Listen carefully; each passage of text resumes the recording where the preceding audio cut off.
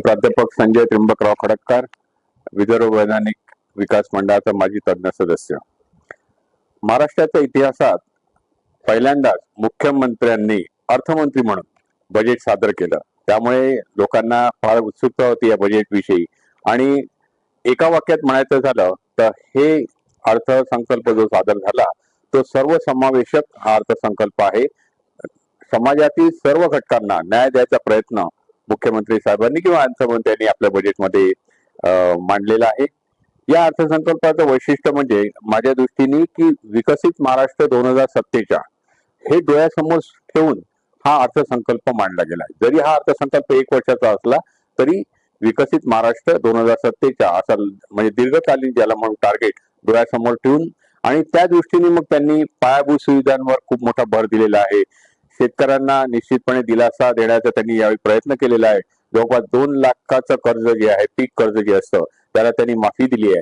प्रत्येक जिल्ह्यात 9 दिशा केंद्र त्यांनी स्थापन करण्याचं जाहीर केलेलं आहे। आता त्या केंद्रामध्ये काय होणार आहे की लघु आणि मध्यम हे जे उपक्रम आहे याला चालना देण्यासाठी आणि जास्तीत जास्त उद्योजक तयार होण्यासाठी इथे मला वाटतं ही लॉंग टर्म योजना राहू शकते, पण ही मला वाटतं एक नवीन योजना केल्यामुळे की जे औद्योगिकरणाचा जो असमतोल विकास होता त्याच्यामध्ये थोडाफार मला वाटतं सुधारणा निश्चितपणे होईल आणि आपण त्या दृष्टीने समोर जाऊ।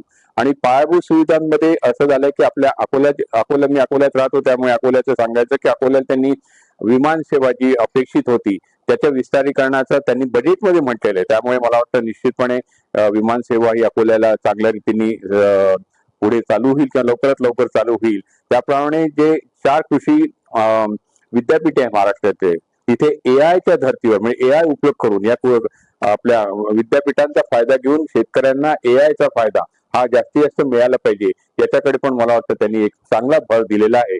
त्यामुळे औद्योगिकरण असो शेतकरी असो सेवा सेक्टरमध्ये आता त्याच्या लिमिटेशन्स असतात, पण एआय बेस सगळ्या गव्हर्नमेंट पॉलिसीज या एआय बेस राबवल्यामुळे घटकांपर्यंत पोहोचण्यासाठी मला वाटतं निश्चितपणे तो फायदा होईल। तर ही नवीन म्हणजे तंत्रज्ञानाकडे लक्ष ठेवून मला वाटतं बजेट सादर केलं, त्यामुळे निश्चितपणे मुख्यमंत्री साहेबांचं अभिनंदन करतो किंवा अर्थमंत्र्यांचं अभिनंदन करतो। एक चांगला बजेट त्यांनी केला पाहिजे दिला याबद्दल त्यांना आभार मानतो। थँक्यू।